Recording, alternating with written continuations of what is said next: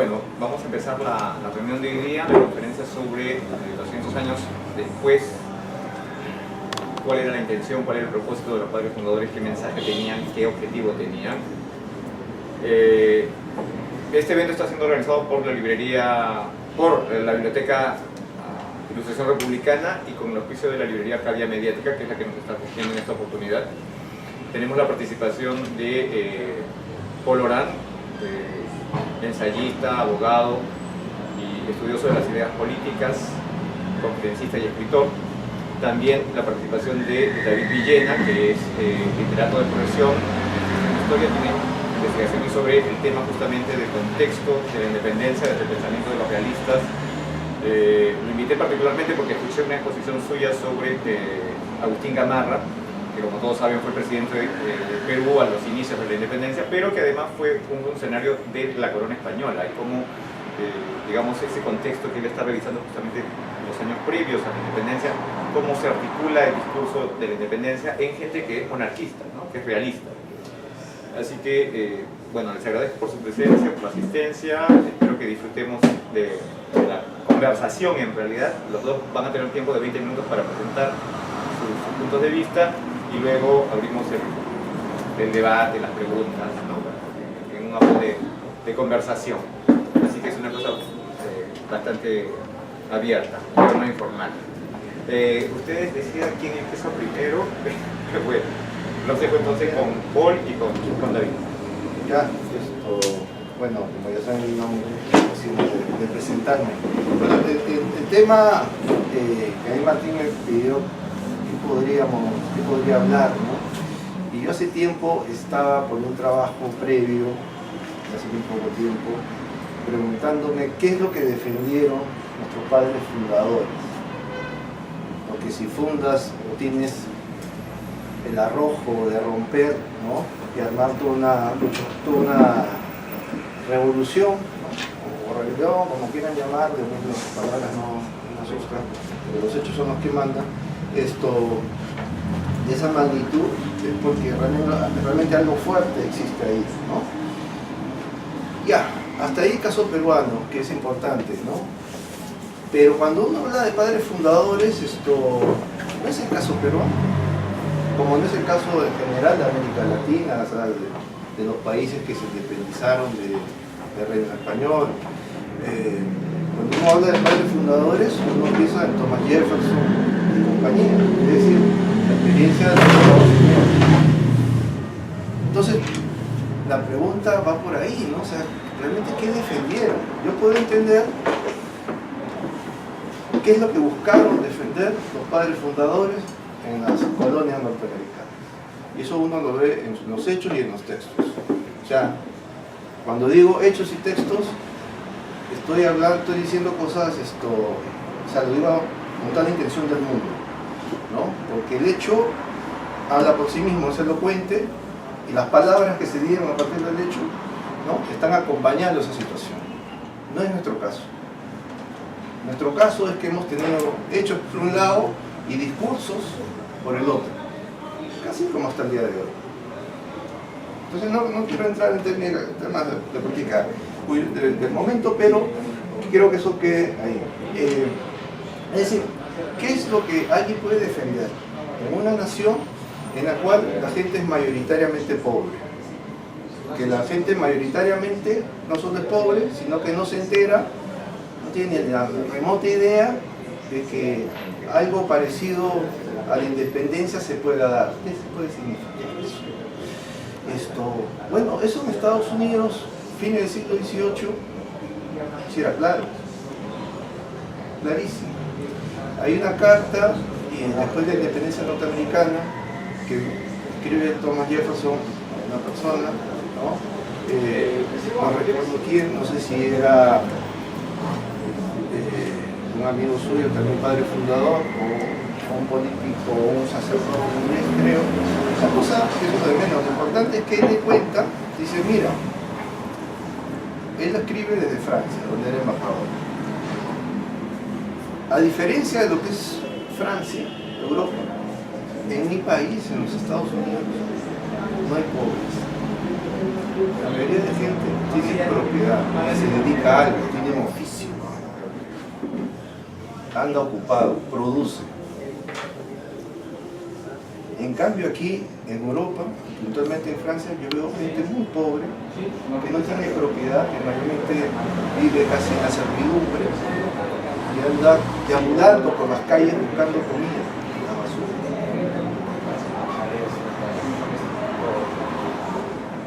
Cuando los padres fundadores decidieron llevar a cabo la gesta de independencia norteamericana, irrumpieron, y eso es un caso, un hecho harto conocido, en base a una manifestación de defender un intento, o repeler, mejor dicho, un intento de la corona inglesa del rey de querer aumentar impuestos. Algo parecido se dio por aquí. Cuando Jefferson y compañía pasan a la historia como padres fundadores, es que están defendiendo algo. Ese algo es libertades. Pero eso puede decir mucho y nada. Cuando los padres fundadores hablan de libertades, están hablando de un modo de vida. Es el modo de vida que les permitió, justamente lo que decía su carta de Jefferson, tener ese nivel de existencia, de ser propietarios, no vivir en la indigencia y tener solucionado su existencia inmediata. Es decir, esa libertad iba amarrada a un esquema de mejora económica, de una situación muy interesante de vida, y se defendía eso. La gesta norteamericana, la independencia norteamericana, se dio bajo ese causa, querer defender ese mundo. ¿Algo parecido se dio aquí? Es una pregunta que lanzo, y esa pregunta será eterna desde la perspectiva que si seguimos pensando que nuestros, entre comillas, padres fundadores tuvieron el mismo esquema que los norteamericanos, obviamente no. Y ahí quiero hacer nuevamente una diferencia con el caso Perú y lo que hoy día es los Estados Unidos. Perú, en 1823, exactamente el 12 de noviembre de 1823, se da la primera constitución peruana, la primera. Al día siguiente llega Bolívar y el mismo Congreso Constituyente que había dado la constitución el día 12 de noviembre del año 23 decide el día 13 suspender la constitución. ¿Por qué? Porque llegaba Bolívar y necesitaba el campo libre para poder. Así nacimos nosotros en la independencia, como pueblo libre, no respetando leyes. Ahora la pregunta es ¿por qué habría que respetarlas? En el caso norteamericano, los padres fundadores inventan un mundo, Jefferson y compañía inventan un mundo. Su gesta revolucionaria fue para defender un mundo que ya existía, no para inventar desde el poder político un mundo. ¿Qué es lo que pasó aquí? Lo que se intentó hasta hoy en día, cada vez que uno habla de que es necesaria una nueva constitución porque hay que refundar la política, es eso. Y no interesa si la constitución es pro-roja o liberal, es el uso del poder para buscar construir una utopía. Si buscas construir una utopía es que tu realidad no satisface. No tienes nada que defender, o muy poco. Quieres defender sueños, fantasías, pero no realidades, no cosas concretas. Bueno, el 13 de noviembre de 1823, el Perú destruye su legalidad. Y así nacimos con el pueblo independiente. En el caso norteamericano es algo interesante, porque ellos, al tener un esquema de defensa de un mundo previo a su propia constitución, ellos no inventan nada. Ellos están apuntalando un sistema de vida. Y ahí quiero llegar a algo interesante. Cuando uno habla de las 13 colonias de los ingleses en Norteamérica, uno suele pensar inmediatamente en que solo son los ingleses los que están en Norteamérica. Un momentito. Hacia 1650 en los Estados Unidos, no solamente los ingleses estaban en Norteamérica. Tenías alemanes, aparte de los ingleses, tenías alemanes, tenías suecos, tenías franceses, tenías holandeses. Nueva Ámsterdam es el nombre original de Nueva York. También había la Nueva Suecia. Los alemanes, como los suecos, llevan estas casas típicas de invierno nórdico, ¿no? Que hasta ahora uno puede ver en ciertas zonas de los Estados Unidos. ¿No? Pero para la anécdota, lo que nos interesa, por el interés en particular, es dejar en claro que había un esquema de diferentes pueblos conviviendo entre sí, y aparte tenían los indígenas. Ciertamente que había una diferencia enorme entre los europeos y los indígenas. Tampoco inventemos cosas, ¿no? Las pruebas están ahí, hubo violencia, agresión, ¿no? Y había un esquema muy diferenciado. Pero lo que quiero apuntar es que, a diferencia de lo que sucedió en América Española, había un esquema multicultural en los Estados Unidos que se va a traducir en esa prosperidad que después Tomaño nos va a tener presente cuando escriba. Es decir, el aceptar al otro, hablemos entre europeos, alemanes, franceses y demás, que es lo que no sucedía en Europa continental, sucedía en los Estados Unidos. Y fue parte de un aprendizaje muy doloroso, muy duro. No es que al comienzo llegaban y se veían, tú eres alemán, qué bien, te felicito, no. Había agresión, había aspereza de trato, de violencia ciertamente. Pero pasado el tiempo, pasados las décadas y los años, eso fue menguando. Se fue dando un esquema muy interesante de convivencia, donde el principio básico era el respeto a la ley. La ley era la manera en la cual ellos podían apaciguar su ímpetu de conquistar el mundo, de comerse el mundo. Y ahí quiero poner un énfasis. Cuando digo comer el mundo, estamos hablando de gente que deja su terreno en Europa, llega a América y quiere construir una nueva existencia. El factor del migrante, el hombre que llega de un lugar a otro, tiene una capacidad de transformación enorme. Tan enorme que hoy día lo estamos viendo con las arepas en la ciudad de Lima, ¿no? En la cual tenemos la presencia de gente que para muchos dice, bueno, es competencia, otros no, me parece gracioso y demás. Pero lo importante es que la presencia del migrante es una presencia siempre transformadora de la realidad. Si uno se pone a pensar que en los Estados Unidos pudo soportar a lo largo de todo el siglo XIX hasta 1914, durante el inicio de la Primera Guerra Mundial, la llegada de 25 millones de personas, según Molkeri, un estudioso sobre el tema, estamos hablando del mayor desplazamiento de seres humanos en la historia de la humanidad. Y ese es el dato que se tiene de ese periodo hasta la fecha que publicamos, 1914. Pero el dato anterior, de 1650 hasta la época de la independencia norteamericana, esto no es poca cosa tampoco. Son diferentes pueblos que llegan a un mismo espacio geográfico y conviven entre sí y deciden que respetar reglas, respetar la ley. Y no es algo abstracto. Respetar la ley es respetar tu propia existencia física, tu vida, respetar lo que has logrado, tu propiedad. Es decir, el aprendizaje en Norteamérica de eso que hoy es característico de los Estados Unidos fue larguísimo, fue realmente intenso, tanto que cuando se llega a la época de los padres fundadores norteamericanos, eso lo tenían claro. Entonces dice, ellos querían seguir viviendo así. Ellos fundaban un mundo para conservar lo existente. Al fin y al cabo se llaman fundadores porque ellos inventan una república de ciudadanos al romper con la monarquía inglesa. Eso es lo nuevo. Todo lo demás es de vieja data. Ahora la pregunta o el esquema es, ¿qué pasaba aquí en 1650? Por ejemplo? Aparte de los españoles, ¿qué otras, y los naturales de la tierra, ¿no? Los indígenas, qué otros pueblos llegaron aquí a convivir? La presencia durante todo el periodo de lo que se llama virreinato, colonia,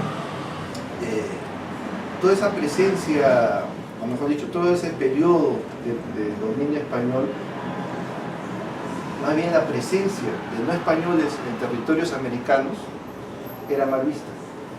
Es muy raro encontrar franceses, ingleses aquí. Es tan raro que la Huaca Mateo Salado se llama porque había un francés, ¿no? que indica que era un enfermo mental, que se decía que era luterano, era el que vivía ahí. Un francés.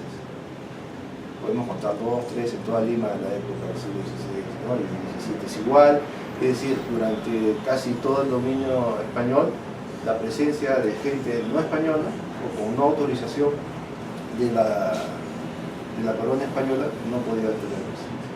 Bueno, eso no se da en los Estados Unidos. Ahora, no sé cuánto tiempo tengo. Un dato a tener en cuenta.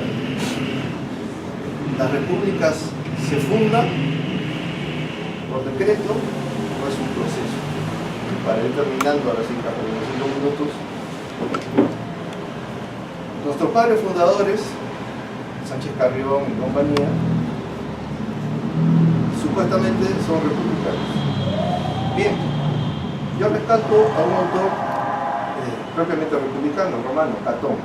Catón, recogido el dato por Cicerón en la República, en su libro, él dice, conversando con un amigo, dice, mira, qué fascinante vivir en esta Roma, estamos hablando siglo I antes de Cristo, en esta Roma, o creo que siglo II antes de Cristo, qué fascinante vivir en este mundo, en esta ciudad, Roma, que no fue fundada por nadie. Porque obviamente sabe que el mito de Rómulo y Remo es un mito. Roma, dice, fue construida no por una inteligencia, sino por generaciones de mentes, por generaciones de inteligencia. No tiene un solo creador. En el caso norteamericano, en este proceso que les he comentado, yo creo que es exactamente lo mismo. Jefferson no inventa ese mundo. Ni John Adams, ni John Jay, ni Hamilton, ni Washington. No, ese mundo ya existía. Y siempre lo va a existir ahí. En 1798, el presidente Washington deja el cargo. Y en su último mensaje lo que dice, bueno, al fin y al cabo yo no les voy a recordar la importancia de la libertad porque ustedes las viven día a día. No les voy a repetir eso. Lo único que me voy a robar es que la viven. Que nunca pierdan el horizonte de ese esquema en el cual han permitido enriquecerse, hacer negocios, ¿no? Y vivir de su propio trabajo. Ese tipo de discurso nosotros nunca lo tuvimos. Un discurso que algún padre fundador o presidente a lo largo de nuestra historia, salvo en los últimos tiempos, ¿no? Hable de que la libertad va ligada a los negocios, a la empresa, eso para nosotros en ese periodo de la independencia no existe. Primeramente, ya para terminar, ¿qué es lo que cuidaron nuestros padres fundadores? Desde mi punto de vista, sueños, aire, fantasía, realmente no hubo capacidad de cuidar nada y las consecuencias se vieron. Caudillismo, ¿no? Que lo tenemos hoy en día, ¿no? Y hoy en día tenemos hasta casi esquemas afganos, tribales, ¿no? Familias que aspiran al poder, ¿no? Los malos, ¿no? O sea, son esquemas ya ni siquiera individualistas desde el punto de vista del caudillo, ya más atrás, son esquemas de clanes familiares, ¿no? Algo más primitivo. Es decir, eso es lo que tenemos. Porque no ha habido una tradición de respeto a normas, porque sí existió en el otro lado. Tanto que existió que hoy día tienen un presidente que podría ser un riesgo para todo ese mundo, pero el sistema institucional hace que eso se pueda controlar. Así que lo dejo ahí, pero no lo sé el tiempo, así que muchas gracias. Si hay preguntas, Bueno, ahora vamos a salir a David y las preguntas hacemos al final. ¿Qué tal? Buenas tardes, señor. Mencionó Martín, mi interés en la República se centra específicamente en un personaje, un presidente, que seguramente algunos han hablado, ya han escuchado, perdón, Agustín Lamarck. Voy a partir de lo que estaba comentando Paul, sobre qué tanto qué tanta realidad tuvo, qué tan real fue esto que hemos considerado por mucho tiempo en la situación. Y a propósito, sería bueno considerar qué tantos héroes de la República uno recuerda, ¿no? Si uno se pone a pensar en los héroes que maneja en su cabeza desde la escuela, se nos saltan a la mente probablemente tres: Bravo, Bolognesi, Ugarte, por acciones heroicas, qué sé yo, pero poco nos concentramos en héroes, porque valdría la pena preguntarse si es que los hubo en la República. Es el caso de José Olaya, casi un héroe menor, pero que se ha vuelto bastante popular, se volvió bastante popular. Y la pregunta acá es entonces, ¿por qué? ¿Qué tanto? Acá hay algo raro. ¿Qué pasa? Porque es que la cantera de héroes tiene que ver más con la guerra con Chile y no tanto con la guerra de emancipación. Se pone uno a pensar en los próceres, ¿no? Pero los próceres son antes. Entonces, y también hay algo para cuestionar con los próceres, ¿no? Porque ¿qué tanto lucharon para despegarse del poder colonial, ¿no? Recordemos que las rebeliones de las que no se habla mucho, ¿no?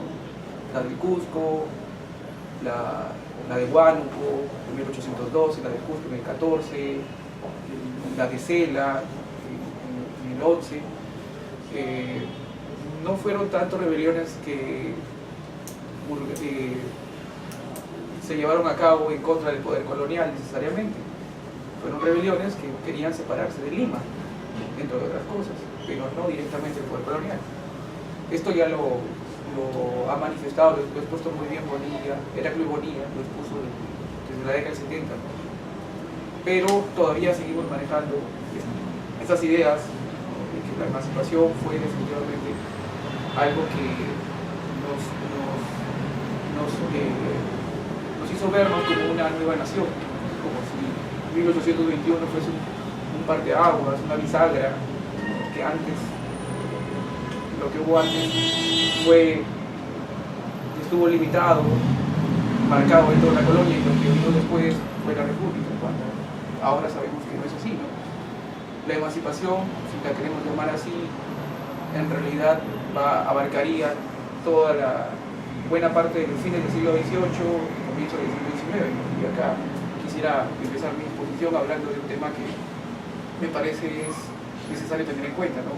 Cómo funcionaba la cultura política en aquella época. Y en un contexto de guerra, como lo fue el de la emancipación, nos damos cuenta de que los límites entre la élite, los criollos y las clases bajas, la plebe, no eran tan definidos en ese momento, no lo fueron en ese momento. Y hay paradojas como las que ya se han develado de que la última parte de la colonia tuvo una impronta más liberal y los primeros años de la República más bien tendieron a ser conservadores, dentro de otras tantas paradojas. Y esto dio pie a que emergiera una cultura política que recién se está explorando, ¿no? En donde no era extraño que muchos campesinos, por ejemplo, se opusieran a la República, que es lo que pasó con los movimientos, estas pequeñas republiquetas que estuvieron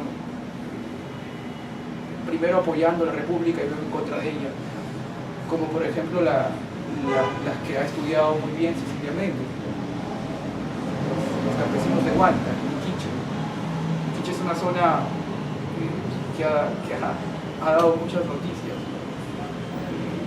En Sendero también, el escenario donde murieron los periodistas, quizá que se hizo muy conocido por aquel entonces.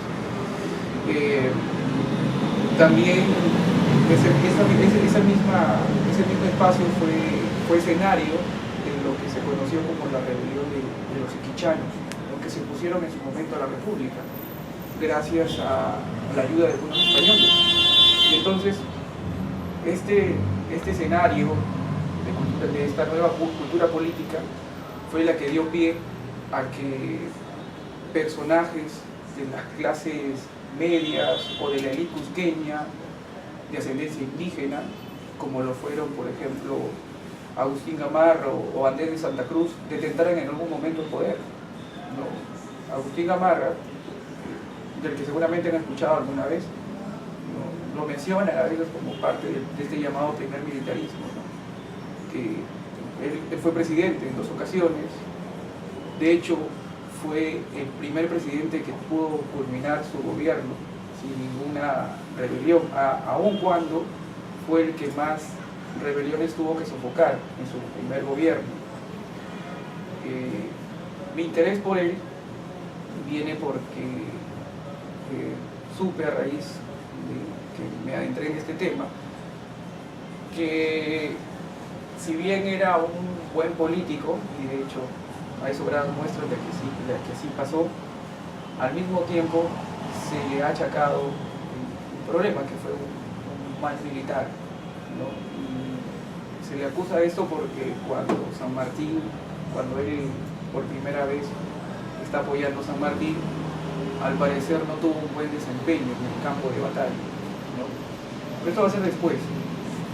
¿Qué sucede con los primeros generales que forman parte de la dirigencia de la República? Es que la mayoría de ellos, meses antes de que San Martín arribara a Lima, formaban parte del bando realista, ¿no? Y es eso lo que me ha sorprendido mucho que no se haya sucedido tanto, ¿no?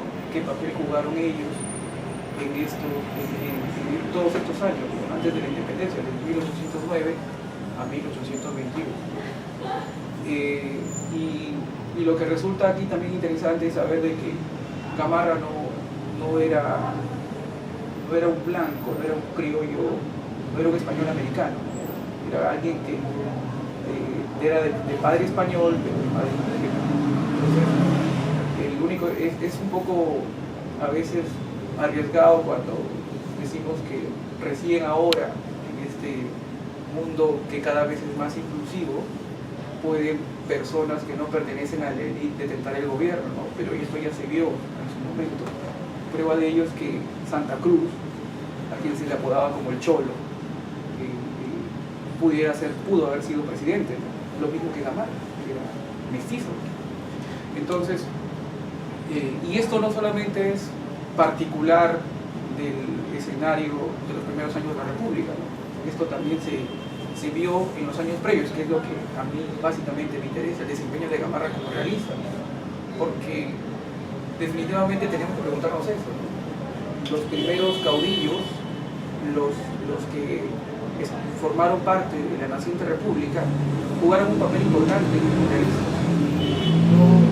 No estuvo exento de esto, no está exento de esto el caso de Gamarra, porque en este caso llegó a tener el comando de un batallón que curiosamente sofocó muchas de las rebeliones. Es muy conocida la República de Arecaja, que estuvo a cargo de un sacerdote que fue un rezago de la rebelión del Cusco.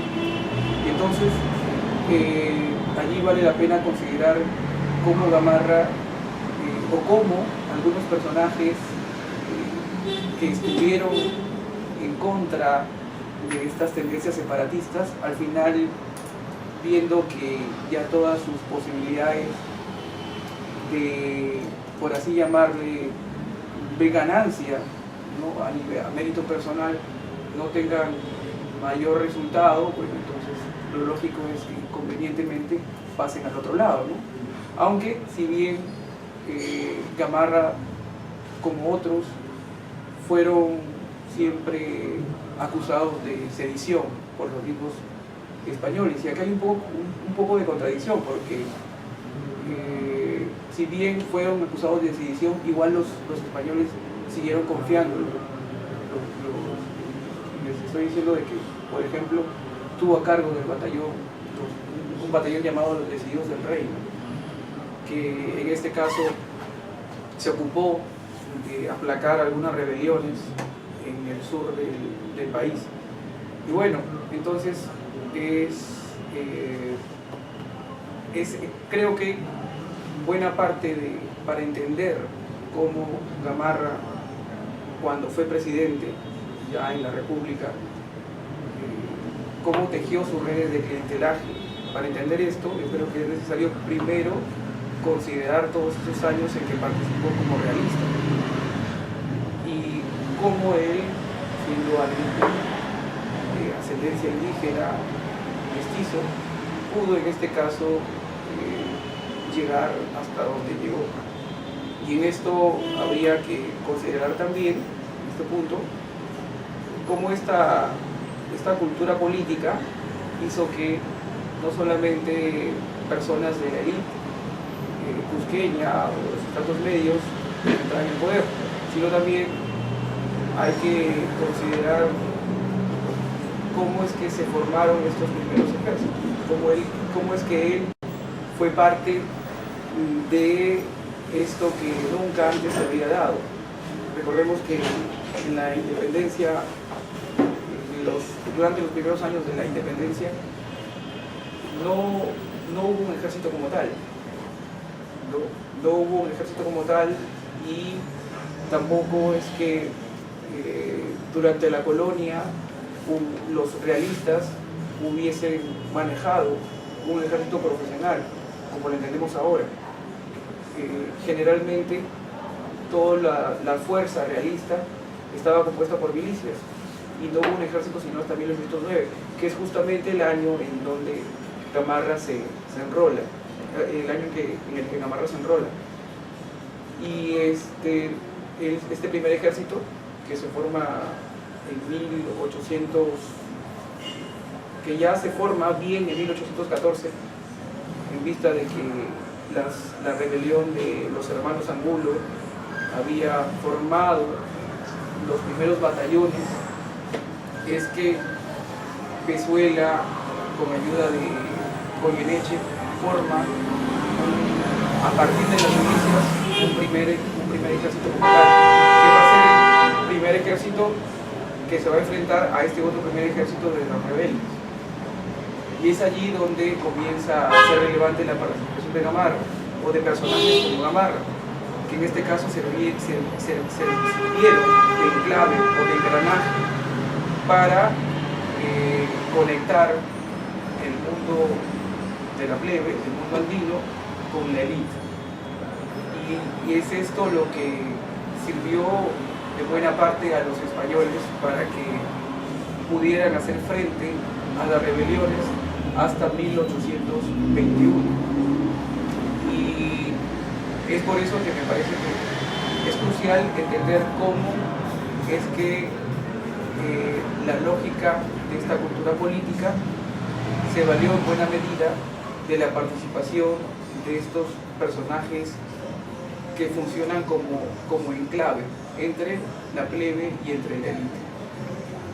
Y es básicamente esto lo que va a usar Gamarra para poder llegar a ascender por todos los estratos hasta llegar al grado de teniente general, ¿no? Lo que le sirvió es, llegado el momento, para poder presentarse ante San Martín y decirle que podría colaborar con él, ¿no? Y es por esto que San Martín pide el apoyo, confía en él y finalmente llega a participar en todas las...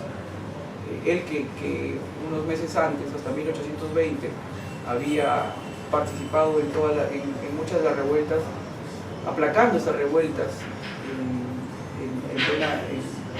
en toda la zona del Alto Perú, también en el Cusco. Él que había peleado hasta ese año, al año siguiente, resulta un poco, pero este escenario lo lleva a que esto sea así, una cultura donde los intereses jugaban, o los intereses iban de un lado para otro.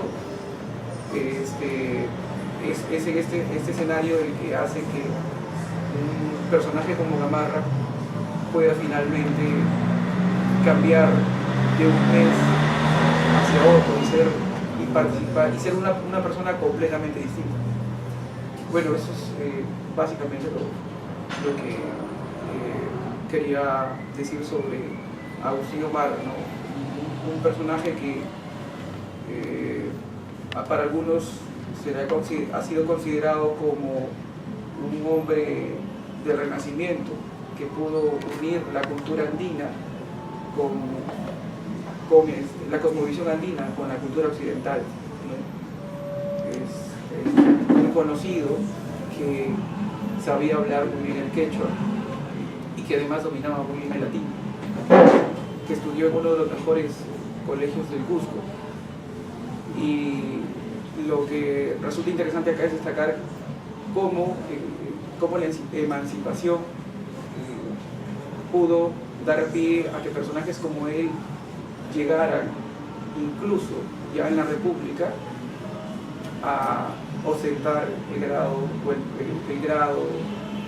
de no solo los más altos grados de los estamentos militares, sino también incluso llegaran a ser gobernadores, a ser presidentes. Y eso es lo que quería destacar en esta tarde. No sé si dicen alguna pregunta.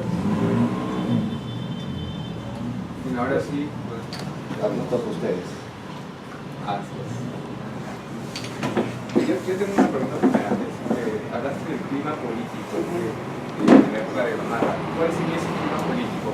Más o menos en personajes como él o en la zona del sur, en la zona del Cusco, hay rebeliones, pero estas rebeliones son, por lo que te entendí, más de carácter local, más por cuestiones muy prácticas, muy concretas, afectación quizás de privilegios o derechos que tuviese la población local, pero no tanto principios, digamos, de libertad o de justicia como puede ser en Estados Unidos. ¿Cuál es ese clima político como lo ves tú en este? Hay un hecho muy curioso que es muy tratado por los historiadores, que muchos indígenas, muchos campesinos no querían dejar de pagar tributo. ¿Y por qué razón? Porque el Estado les aseguraba, la colonia les aseguraba sus tierras, o sea, les daba seguridad, ¿no? Y cuando entendieron o escucharon estos ideales liberales en el discurso nada más, porque en el fondo la República fue bastante conservadora,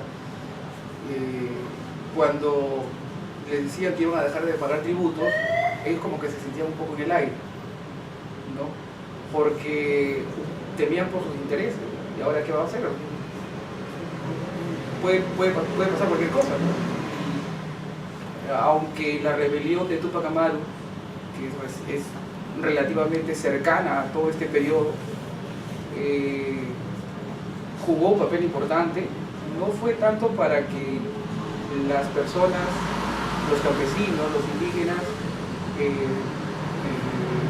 la rebelión no influyó directamente en el sentido de que ahora podemos hacerlo, ¿no? Ya se hizo y por lo tanto también nosotros podemos levantarnos, ¿no? Se levantó y todo, pero perdió, no llegó a buen puerto.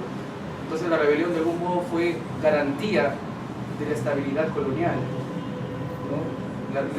Fue una muestra de que el aparato colonial no se podía deshacer así de fácil. Entonces, esto hizo de que muchos, nadie manejaba la nación la idea de nación, pues evidentemente, ¿no? Absolutamente nadie, ¿no? O sea, fue una cosa bastante lejana, ¿no? O sea, lo que ahora entendemos por nación es completamente distinto, ¿no? Inexistente, si se podría decir en ese momento, ¿no? Y definitivamente, si se levantaban, si habían algunas revueltas, de hecho todas se hacían en función de tener estabilidad, de tener paz, de gozar de algunos privilegios. Y esto es lo que hizo que algunos campesinos, por ejemplo, que eran capturados por los rebeldes, los patriotas y los realistas, por ejemplo, si algún campesino que era del bando de los realistas, era como sabemos, yo hablé del ejército para entender un poco este clima, porque buena parte del ejército realista el grueso del ejército lo constituían campesinos. ¿Sí? El ejército realista no había en español, sí lo sabía, ¿no? Pero estaban comandando. O sea, la tropa eran campesinos, eran indios. y los rebeldes eran indios, campesinos también. Y a Tupac Amaru también, la rebelión de Tupac Amaru se sofoca con campesinos, con indios. Es una historia que se está repitiendo, ¿no? No es nueva, ¿no? Se repitió cuando Francisco Pizarro utilizó los indios tallares para llegar hasta donde estaba el Inca, ¿no? Es lo que pasó con Sendero también, 85% según la comisión. Son casi el 85%, o por ahí no recuerdo lo exacto, son víctimas, son campesinos, son indígenas. Y esto también se vio en ese momento, ¿no?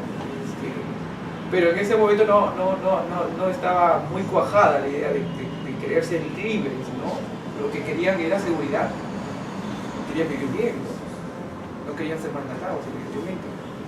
Y les estaba contando de que si, por ejemplo, algún soldado era capturado, un indígena que luchaba por los patriotas, por la causa patriota, era capturado por los realistas, comenzaba a pelear por los realistas, le daba igual, ¿no?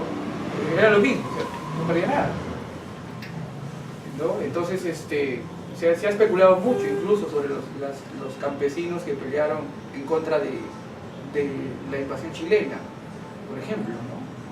Que tanto peleaban por una idea de nación, si al final contra quienes peleaban eran mistis, y por quienes peleaban eran mistis, ¿no? Y entonces había que replantear un poco todo este tema desde el punto de vista,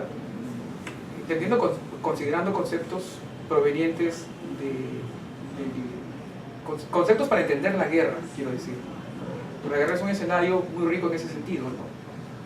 Es un momento en donde la diferencia, como lo dije al inicio, entre los estamentos sociales no estaba muy definida, ¿no? Y ahora, respondiendo ya directamente a la pregunta de Martín, bueno, estas revueltas no tenían estas pequeñas rebeliones, que fueron muchas en realidad, uno conoce la de Tupac Amaru, la del Cusco, ¿no? Por mencionar algunas cuantas, la de Guano, porque no es tan conocida, ¿no? Pero hubo bastantes a lo largo de todo esto, y es curioso porque la Marra se desempeñó en esas batallas, llegó a tener el grado de teniente coronel en esas batallas, ¿no? De una y otra parte, ¿no? Cuando ya es presidente, más bien se sirve de los campesinos, por ejemplo, para pelear contra la Confederación Perú-Boliviana. Y siempre ha habido una necesidad directa durante muchos años, ¿no? La República, ya cuando se comienza a consolidar, hace que las diferencias o los polos nuevamente se aparten, y el pueblo esté por un lado y la élite por otro, ¿no? No sucedió lo mismo en todo probablemente desde 1800, inicio del siglo XIX, hasta 1840, 41, que es cuando murió Marra, y más adelante todavía. Tuvimos que esperar muchos años para que nuevamente haya un proyecto inclusivo, ¿no? Con el indigenismo y todo esto, siglo XX. Cuando te refieres a que los indios tenían sus mistis, ¿qué te refieres? Por quienes peleaban, por los blancos, patrones, claro. Recomiendo un cuento, bueno, no quería hablar de literatura, pero bueno, en la ocasión hay un cuento del Bújar que se llama El hombre de la bandera, que habla precisamente de eso. De hecho, no es un documento histórico, ¿no? Hay que tener mucho cuidado a veces cuando se trabaja justo hablábamos de eso al inicio, ¿no? Las novelas históricas, ¿no? Hay que tener mucho cuidado con la ficción, ¿no? Cuando hablemos ficción. La ficción es más que una recreación, ¿no? Se basa en documentos y todo, pero no necesariamente cuenta lo que pasó, ¿no? Por más que quiera, ¿no? Y hay que diferenciar de aquellos libros de historia que usan recursos de la literatura para contar algo, ¿no? Aileen White, que ha trabajado mucho esto, ¿no? Que a fin de cuentas todo discurso histórico tiene una estructura, ¿no? Generalmente narrativa, para contar un suceso, ¿no? De eso nadie escapa, ¿no? Todos estamos mediados por eso. Quería preguntarle qué saben de, justo ayer en la República hay un historiador que escribe, no me acuerdo su nombre. Nelson Manrique. Sí, no sé si viste ese artículo que escribió ayer. No, sé que él publica. Ya, bueno, él escribió ayer diciendo que los ejércitos que liberaron Perú no habían peruanos. No. O sea, todos eran o chilenos o... Claro, porque los peruanos estaban peleando para los realistas. ¿Por qué tendrían que pelear por ese lado? Si el reinato peruano era un privilegiado, o sea, era el centro del poder. Perdíamos mucho, o sea, los peruanos perdíamos mucho con... Y eso es desde el comienzo. La parte que me tocó era, bueno, no tiene entonces complicado, pero había partes interesantes de cómo la idea del republicanismo viene con los conquistadores, ¿no? Y esa idea de republicanismo, en el caso peruano, desde el inicio era claro que en el centro del poder español, que fue Cusco, Lima, eso era imposible. Entonces, eso va a perdurar. Si uno empieza a preguntarse, ¿y por qué se da? O sea, es una pregunta casi ingenua, pero válida. ¿Por qué las gestas de independencia en América del Sur surgen en Caracas, Buenos Aires? Es que solo en la periferia podía darse. Si hubiera sido Lima, hubiera sido pues un término muy juvenil, loquísimo. Claro, o sea, solo allá, porque allá tenías la libertad suficiente. Irala, en Paraguay, en 1540, tiene una rebelión contra la autoridad del rey Carlos V, Felipe II, en ese periodo. Le pone a Cabeza de Vaca, que era el gobernador enviado por el rey, lo depone. Y se coloca él como gobernador, con el apoyo de la comunidad, que es el cabildo. En términos republicanos, es una democracia operando. ¿Ya? Y Irala se va a quedar mucho tiempo ahí. Pero eso se da en la periferia. Y por ese mismo fenómeno, se va a dar las manifestaciones de independencia también por ahí. En el centro era imposible. Una revolución en Lima sería suicida, más que loco. Sería un estado. ¿No? Claro, pero sería suicida, ser el centro del poder, sería aplastada muy fácilmente. Claro. Por eso que se da primero en el Cusco.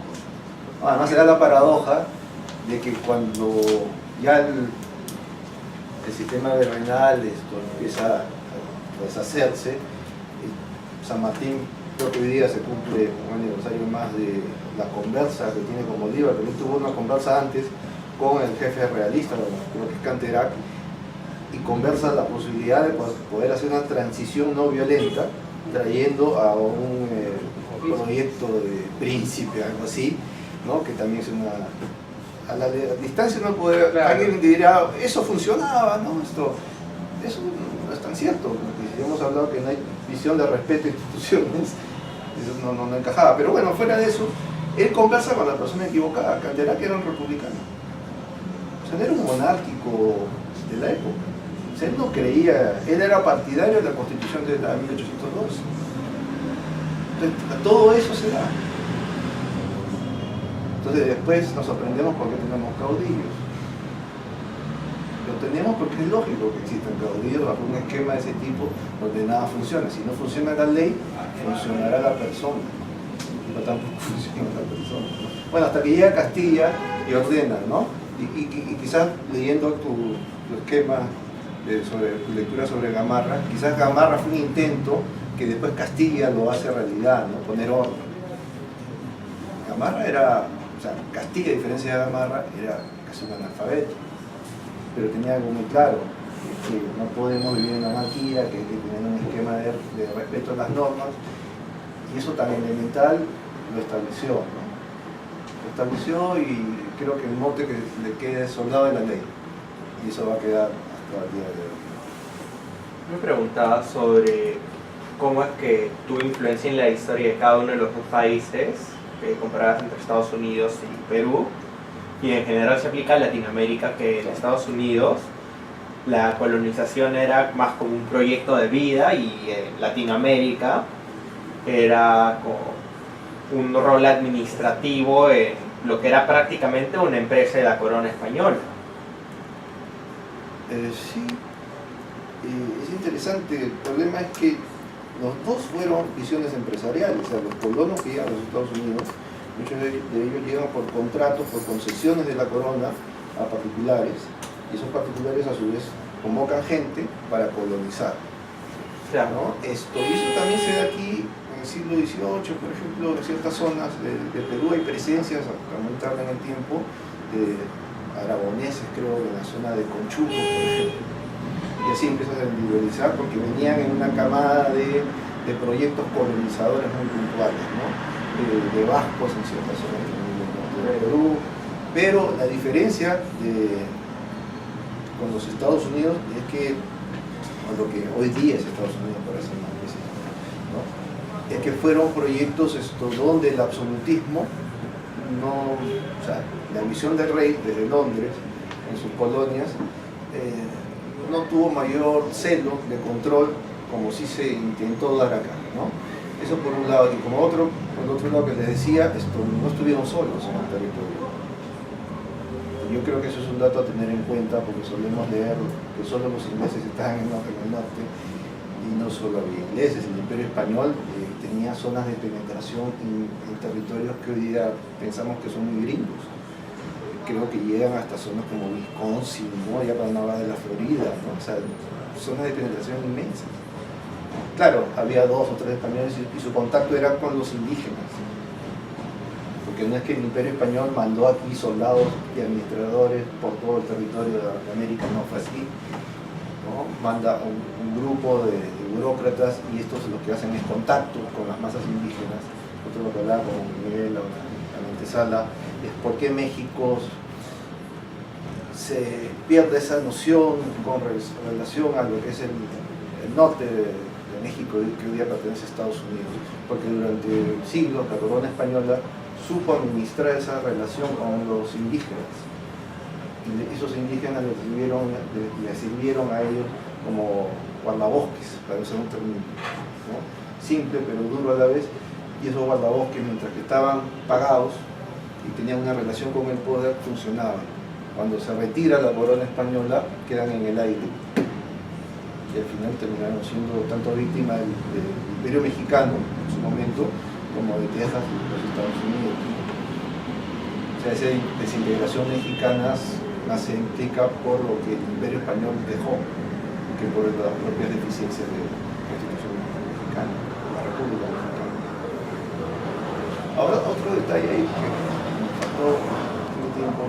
Quería hablar de la visión del emprendedor. Creo que María quiere hablar del pioner, ¿no? Que llega a Norteamérica, y eso es cierto. Nosotros, cuando tengamos algo parecido, el emprendedor y todo, pasa muy tarde en el tiempo.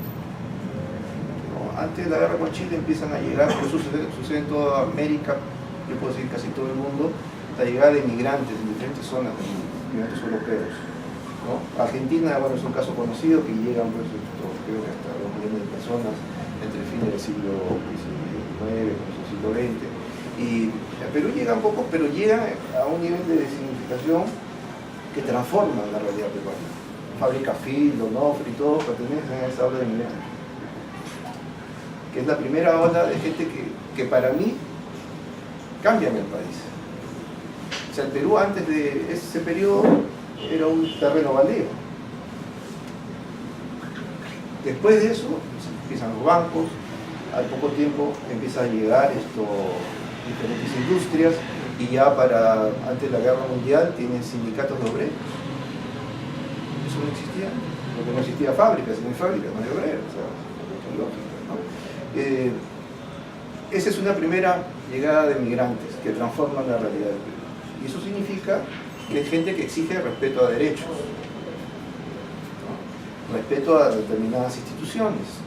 Y Piero, en ese periodo, cuando fue la mal llamada República Aristocrática, buscaba eso, defender una visión, le llamaba el industrialismo, hay que promover el industrialismo, ya el término usado. Eso se va a perder con la llegada de Leguía. Y otro periodo donde el emprendedor también transforma el Perú, ya no es el que viene de afuera, no es el extranjero, rubio, ojos azules, italiano, francés, inglés, no. Y es el emprendedor que viene de los Andes, desde los años 40 hasta los 60, 70, y transforma la realidad peruana. Y que es el emprendedor que ha hecho que las cosas malas que nos han pasado como país no sean tan malas, o por lo menos se haya podido combatir, pienso yo, en la hiperinflación. Teníamos el contrabando. Si todo sube, hay control de precios, tienes el contrabando. Tienes gente que hace negocio por ahí, ¿no? Y de tener ascendero.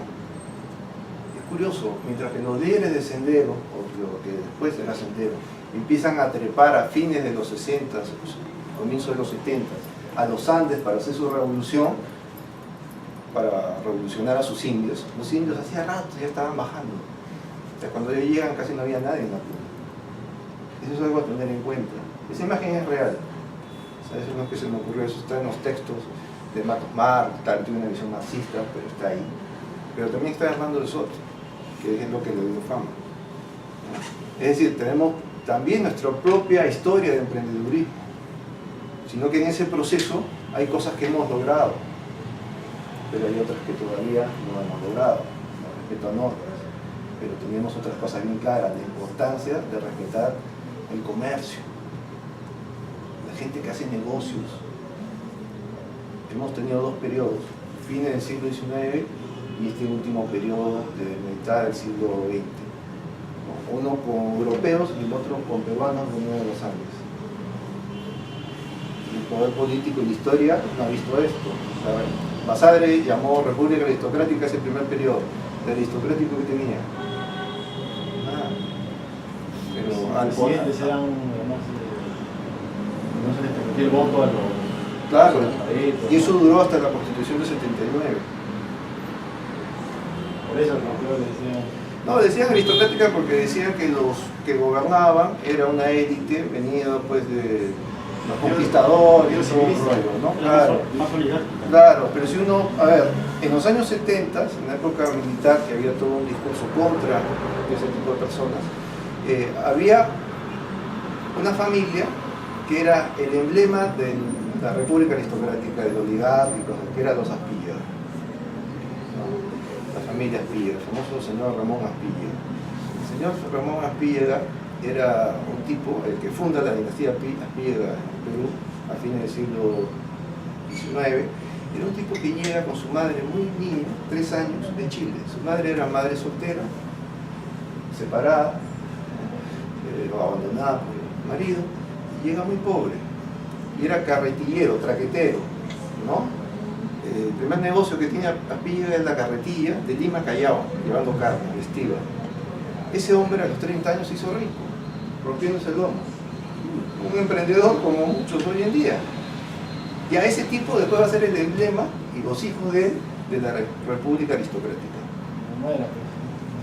Entonces yo creo que hay mucho mito al respecto, y tanto como prueba de eso es que los hijos de Aspilla le va a costar mucho ingresar al Club Nacional, porque el asunto era, ¿cómo un hijo de carretillero va a entrar aquí? Eso no ¿Qué se es eso? permite. Eso no puede ser. Eso es muy... No tiene alcurnia. Es que no basta la plata para entrar al Club Nacional. Así es. Y casi todos venían de esfuerzo. Entonces que la vaca se olvida que fue ternera. Eso sucede hoy día también, ¿no? Entonces, hay dos historias de emprendedurismo ahí muy fuertes que han marcado el Perú, que es el Perú que nos identificamos, que vemos, ¿no? Y que han dejado sus cosas, al otro de negro. O sea, hay que ser justos, ¿no? Yo lo equiparo al proceso de enriquecimiento, salvando las distancias, de los que norteamericanos lo tuvieron en el siglo XVII, nosotros lo estamos viendo en el XX.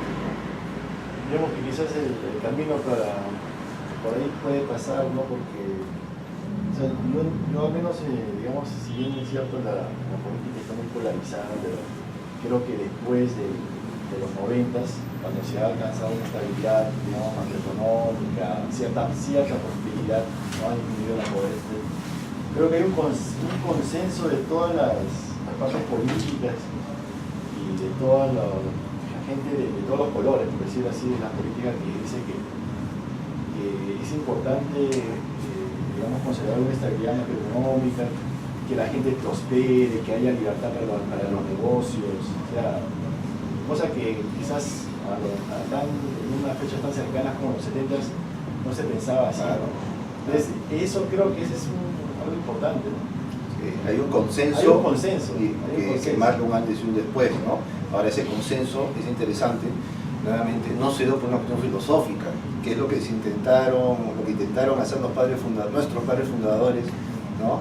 Al comienzo del siglo XIX, o sea, tenían grandes ideas, pero la realidad era muy distinta a lo que buscaban ellos crear, ¿no? Entonces lo que tenemos hoy en día es que no hay grandes ideas, pero tenemos una realidad, un consenso, como se ha señalado, que más que una pauta, pero el discurso político va por el lado de siempre, va por otro lado, ¿no?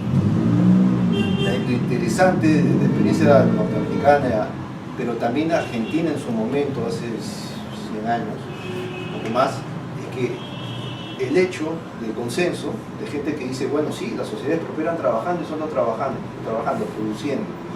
Y lo que debe hacer el gobierno es garantizar ese esquema, ¿no? Derechos individuales, propiedad, ¿no? Respeto a los contratos, ¿no? A no maltrato, no abuso. Ese es el otro lado de Argentina.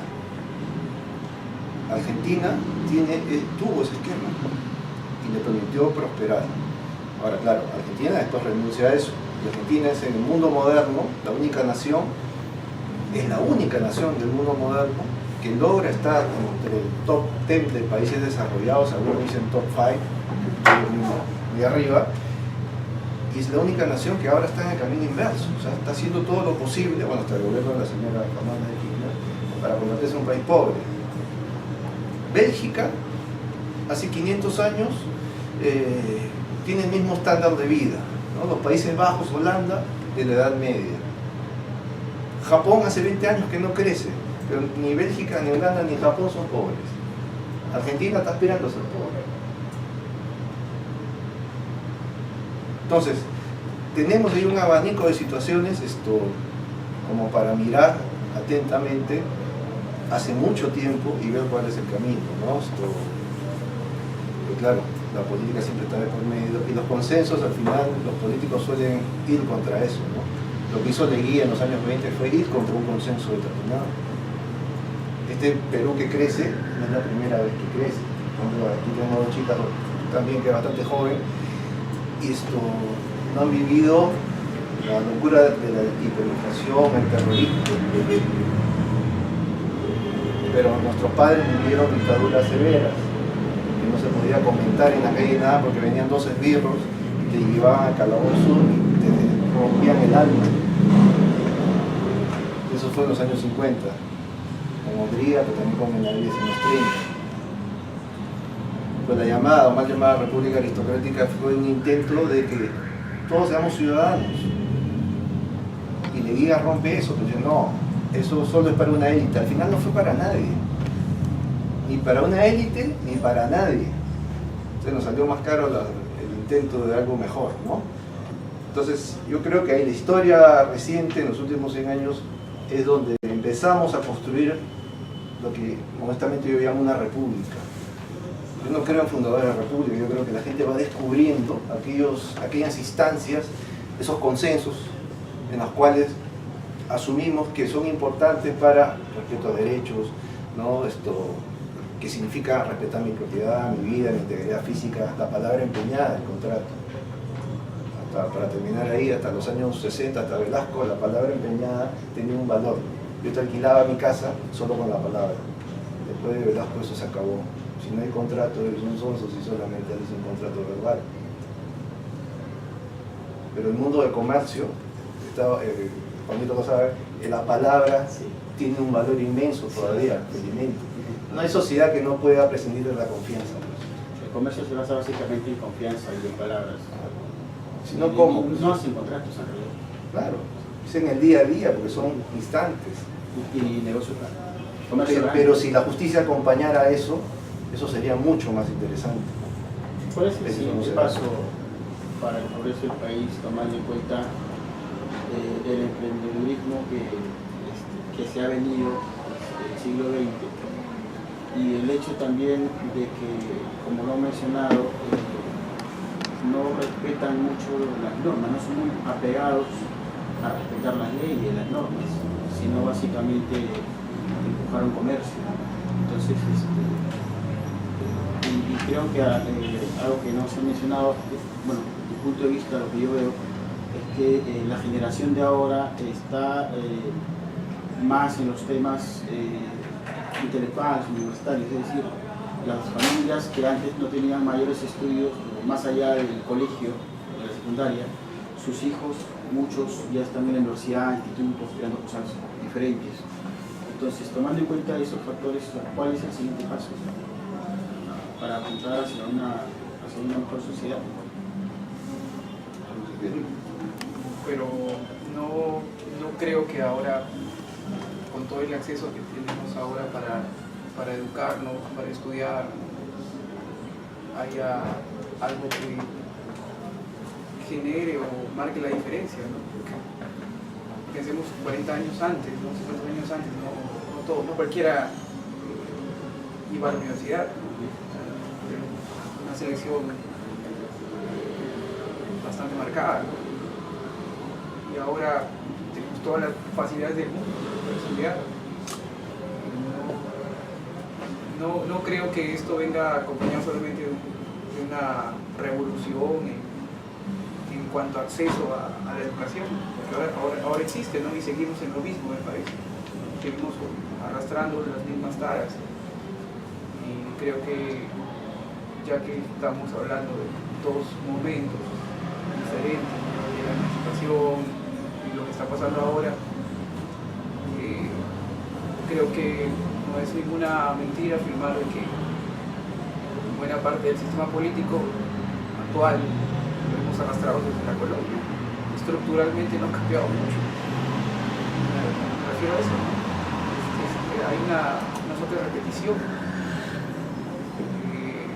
Ahora, tampoco tengo al menos yo no tengo una mirada pesimista con respecto a esto, ¿no? ¿Qué cosa nos falta para, por así decirlo, seguir adelante, ¿no? Falta conocerlos más, supongo. El hecho de que seamos un país, como muchos países latinoamericanos, pluricultural, no ha sido necesariamente por mucho tiempo algo de lo que sentirnos orgullosos. Creo que el hecho de ser un país pluricultural, más bien, ha sido una de las principales trabas. No entendernos. Es lo que ha generado tantos conflictos. No saber conocernos.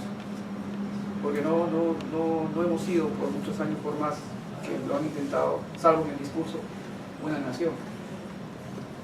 Ese es mi parecer. Sí, bueno, ahí sí, una visión distinta. Yo creo que precisamente lo que hace rico una sociedad es que la diferencia. O sea, no creo en la homogeneidad, no creo en esa visión de que tenemos que conocernos. ¿Qué es nación? O sea, cuando Renan escribe su ensayo, lo hace al fin del siglo XIX y la verdad quedan más dudas que certezas de qué cosa es una nación, ¿no? O sea, porque era el discurso de la época, ¿no? Y ese es un rollo muy europeo que yo creo que fracasó en el siglo XX. ¿Qué es nación? ¿No? Yo creo que Antauro podría contestar eso, pero alguien que cree en las diferencias, es que ya somos diferentes y cada quien se va por la libre, tenemos que tener algo en común. ¿Cuál es lo común? Para mí, en mi modesto modo de ver, es el respeto a las normas. Las normas no en el vacío, o sea, las normas significa que respetas mi diferencia, traduciendo que de tolerancia, nuevamente se da en Norteamérica después de un proceso severo de intolerancia. O sea, fueron tan agresivos entre sí, entre católicos, protestantes, entre las diferentes sectas, que tuvieron que decir, un momento, nos estamos matando. ¿Estamos en ese mismo proceso ahora? ¿No? Bueno, salvando la distancia. Estamos en un país actual en el que todo el mundo quiere sacarle la vuelta a la norma. Y eso es normal en la medida en que el sistema legal que tenemos es un sistema legal que no respeta derechos individuales, no respeta los contratos entre las partes, porque hay mucha intrusión del Estado, ¿no? Hay mucha intrusión de la burocracia, mucha arbitrariedad de los jueces. Cuando tú entras a un proceso, el mismo juez te puede fallar de diferentes maneras. Entonces, eso es la locura. O sea, yo no creo que sea una cuestión de deformación profesional, no decir la ley, sino que los países que han salido adelante lo han hecho en base a ese principio. Sí, algo breve nada más, ya que tocas el tema de los jueces, yo quizás como abogado que eres, quizás tengas una visión un poco más amplia. Estados Unidos sé que tienen un proceso judicial que ellos le llaman el jury, a una que seleccionan, no sé si es en todos los estados, pero al menos algunos de ellos, aleatoriamente a ciudadanos para que decidan, que sea un jurado, decidan simplemente si la persona cree que la persona es culpable o inocente. Porque, digamos, eso hay un trasfondo tras de ello. O sea, ¿es necesario estudiar leyes para saber qué es bueno o qué es malo? Pero eso es para algunos temas penales, nada más. Ese es el tema, ¿no? Entonces, por ejemplo, ¿no? Un jurado compuesto de 15 personas, puede ser, le toca a un panadero, a un camionero, puede ser un economista, esas personas de diferente índole, de diferente profesión, aleatoriamente le tocan. Les presentan un tema, las pruebas, contrapruebas, y entre ellos deciden si creen que esa persona es culpable o inocente. Entonces, si es que deciden que es inocente, bueno, lo liberan. Si deciden que es culpable, ya son los encargados, los que saben de leyes, los que, digamos, tienen que decir qué medidas penales le toca, qué es lo que tiene que la ley, cuáles son el castigo que aplica. Entonces, digamos, quizás el entregar a nuestro sistema judicial, tal como yo lo entiendo, entrega prácticamente mucho poder a un juez, a una sola persona, ¿no? Bueno, ya después hay instancias superiores, pero que son de 3 jueces, ¿no? Que creo que es el superior y bueno, la suprema que es difícil llegar, pero digamos, eso se presta, que una sola persona pueda decidir algo tan importante, es muy peligroso, ¿no? No sé hasta qué grado el sistema legal pueda estar soportado en simplemente el criterio de una sola persona. Por eso, ¿Y quién fiscaliza a los jueces? Otros jueces, que es el Consejo Nacional de la Magistratura, que son jueces, digamos, sus colegas. Entonces, ¿hasta qué punto, digamos, cómo se podría cambiar eso? Porque dicen que cada poder del Estado tiene que tener su independencia, pero digamos, hay una dictadura de jueces, y si los jueces no cambian y el Perú depende de eso. Eso es proporcional a la corrupción que hay justo en ese Claro, sector, ¿no? entonces, digamos, se podría hacer, no sé, ¿no? Yo creo que se podrían hacer muchas cosas, pero pasa que siempre se habla, por respeto a la división de poderes, que si no participan los jueces en eso es casi una trampa, ¿no? En esa solución no es válido cualquier propuesta, y es cierto, ¿no? Ellos, desde el punto de vista de la teoría, deberían participar, pero ellos son el problema. Entonces, como que estamos amarrados por ese lado, pero lo que sí podría tener una manera, de poder fugar de la decisión de la arbitrariedad de los jueces, es que los jueces están viendo causas mayormente morales. Mucho Chamuchín, que es abogado y experto en el tema, podría dar más luces en una conferencia, pero a futuro, porque la cantidad enorme de sanciones que vienen del Código Penal son básicamente morales, ¿no? Lo que un autor llamaba crímenes sin víctimas. Entonces, en el caso peruano, eso hace que el juez tenga un poder casi omnímodo, casi como un médico, ¿no? El médico en el quirófano, si es un tipo perverso, te mata. El juez es igual. Claro, no te mata, pues te quita tu propiedad, ¿no? Te mete preso siendo inocente, y qué sé yo, tiene un abanico enorme de posibilidades de destruirte la vida y te la destruye. Por eso la mayoría de gente lo que busca es evitar llegar a las instancias judiciales, y a veces prefiere perder, ¿no? Y ese es un problema serio, porque sin justicia una sociedad no sale adelante, ¿no? Claro, entonces los norteamericanos no es que sean la maravilla, pero son menos malos, ¿no? Y yo creo que por ahí va la cosa, no ser ambiciosos ni utópicos, sino buscar soluciones prácticas, ¿no? Entonces, reducir la esfera de acción del juez, y que los particulares podríamos tener caminos distintos que someternos a un juez que no nos garantiza nada, ¿no? Para solucionar un problema. En el campo civil se ha dado diferentes caminos, pero también después se ha cortado, el campo de arbitrajes y cosas por el estilo, ¿no? Que después también se han constituido, que no hemos visto hace poco en la noticia, en casualidades y demás. Y lo que decías al comienzo, pasa que yo creo que hay un monopolio de los abogados sobre la justicia. Eso está mal. Está mal porque la justicia es de todos, para empezar, ¿no? Pero hay un monopolio por el tema. Y cuando uno propone cosas por el estilo, te miran mal los amigos que no estoy contigo, ¿no? Yo creo que debería tener alguna formación ética, ¿no? Porque cada persona es portadora de una cultura ética particular, y esta está determinada por el grado de reflexión, ¿no? De instrucción, ¿no? Y que personas, digamos, como él, o sea, que no hayan estudiado ese tema, que no se hayan puesto a reflexionar sobre lo correcto o lo incorrecto, sería como que también podría llegar a una especie de resolución injusta, ¿no? Debería haber una especie como de camino educativo para estas personas, ¿no? que son las que emiten los veredictos. Y como estamos hablando antes de la ley, yo me pregunto, ¿realmente los peruanos quisimos vivir bajo normas? ¿No? O sea, queremos vivir bajo normas, como dice los norteamericanos eligieron, ¿no? En base a todo este caos que existía en su sociedad, pero los peruanos creo que nunca lo fue impuesto. A ver, cuando uno dice una sociedad elige vivir en normas, yo creo que es muy grande, ¿no? Porque ¿quién eligió una constitución determinada? No siempre es un grupo de personas, ¿no? Claro, o sea, es complicado, ¿no?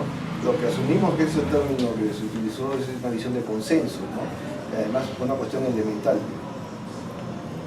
Asumimos que es necesario respetar normas, porque si no la vida sería imposible. Y toda sociedad, por ser sociedad, se basa en normas.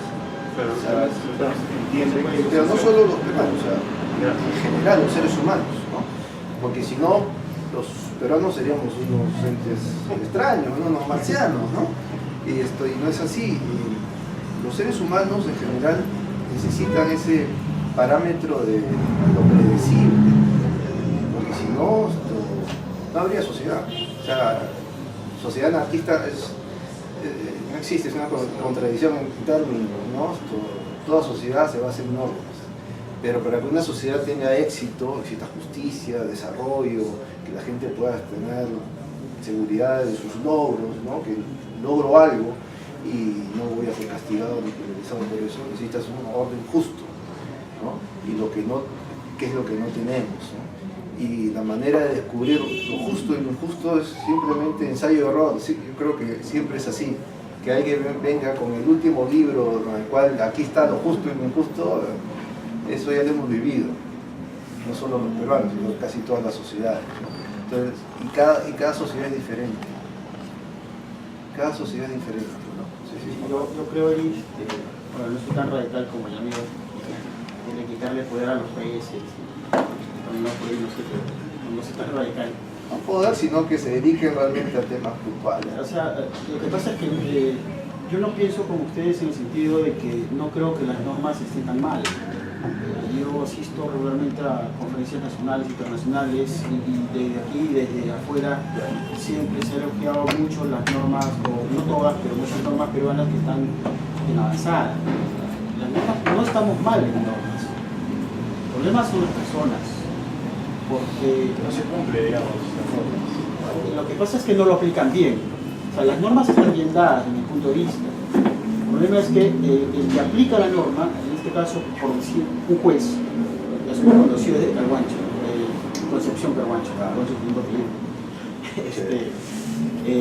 no aplica bien las normas, tanto así que muchos juristas han salido a dar muchas críticas al respecto, porque las normas están ahí, están claras, y no lo está aplicando bien. Por eso las críticas. Entonces, yo creo que básicamente es como ha sido educada una persona, y no en una facultad de Derecho, sino desde la casa, desde el colegio. Ese tipo de educación. Porque el juez no solamente es aquella persona que tiene conocimientos jurídicos. Un poco antes. Pero los mejores profesores es gente que venía de otras materias, ¿no? Sucede, o sea, es así. Porque en otros lugares de educación, para ser educador, haces una maestría, un curso especializado. Después de que tú sabes algo, aquí tenemos gente que sabe enseñar, pero el problema es que no sabe enseñar qué. Eso no se replica, claro, ¿no? Eso se replica en el periodismo y en otras profesiones. O sea, estudias algo que no tiene un contenido, digamos. Estudias los bordes, pero no el contenido, digamos. O sea, sabes el método, pero no sabes el contenido. Que al final eso es lo importante. Se llega al extremo de ahora todos los metodólogos saben cómo, pero no saben cómo llenarlo. Aconsejan de cualquier cosa. El tema es que todo pasa. y eso es un requisito para ascender a los En todo cargos caso, académicos. digamos que, o sea, si se podrían hacer algunas. A pesar de las críticas que uno pueda tener con el sistema de justicia, como casi todos los temas, es que el debate público, o sea, de temas relevantes, la presión mal y cosas diferentes, ¿no?, que se vienen dando, hay un interés mayor de la ciudadanía. Entonces yo creo que es algo, por más que uno esté en contra a veces de que la gente se manifieste bajo un esquema determinado, pero el solo hecho de hacer sentir su presencia sobre un tema yo creo que es importante, ¿no? He visto en otros lugares cómo la gente espera el fallo de un juez, no para lincharlo, simplemente para hacer acto de presencia y hacer sentir al juez su discrepancia sobre esa manifestación, esa decisión, esa sentencia, ¿no? Eso es muy común afuera, en países pequeños, ciertamente, pero en el Perú en los últimos tiempos se va por ese lado, ¿no? Obviamente no es el único lado, pero el que la ciudadanía tenga mayor conciencia de cómo sus jueces actúan, yo creo que es importante porque es parte del esquema de control, ¿no? Ahora, el otro punto es que tampoco el juez debe estar jugando con relación a la opinión pública. Tú eres un juez, es como un médico, o sea, no voy a curarte el cáncer porque ¿qué opinan ustedes? Tú eres el profesional, tú tienes que extirpar el tumor. Entonces, si el juez no tiene esa noción de responsabilidad de su profesión, estamos perdidos, y eso nos lleva a otro lado que se habla de gestión ética, es la vocación profesional, ¿no? ¿Cuánta gente estudia una carrera por vocación? Bueno, la vocación de todos creo que ha sido compartir ahora unos minutos, unas horas.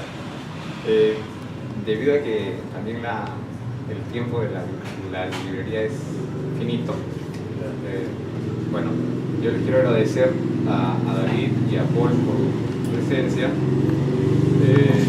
Hemos jalado el tema de la independencia a independencias o independizaciones más recientes, preocupaciones más actuales quizás, pero yo sí creo que tienen, como bien dijo tanto Paul como David, una base en la estructura previa, ¿no? La estructura de gobierno, la estructura política, las ideas, el perfil del comportamiento político sigue siendo en gran medida el mismo, ¿no? Podemos usar medios hoy en día, redes sociales para comunicarnos, pero básicamente las aspiraciones no han dejado de moverse dentro de un cierto margen. Quizás esa sea la tarea a realizar, un poco abrir el borde, los límites y tratar de ensayar o aceptar los ensayos de organización social que existen al margen de lo establecido formalmente. Reiterar las gracias, invitarlos para un siguiente evento que, bueno, por lo que veo podría concitar interés el tema de derecho, quizás podríamos tocar un tema de derecho para el mes de agosto. En todo caso, por Face, a través de la Biblioteca de Ilustración Republicana, los vamos a convocar, vamos a anunciar por allí otro evento y claro, si alguna otra presentación ustedes consideran interesante, sería bueno también que la compartan en el Face. Muchas gracias y pido un fuerte aplauso tanto para David como para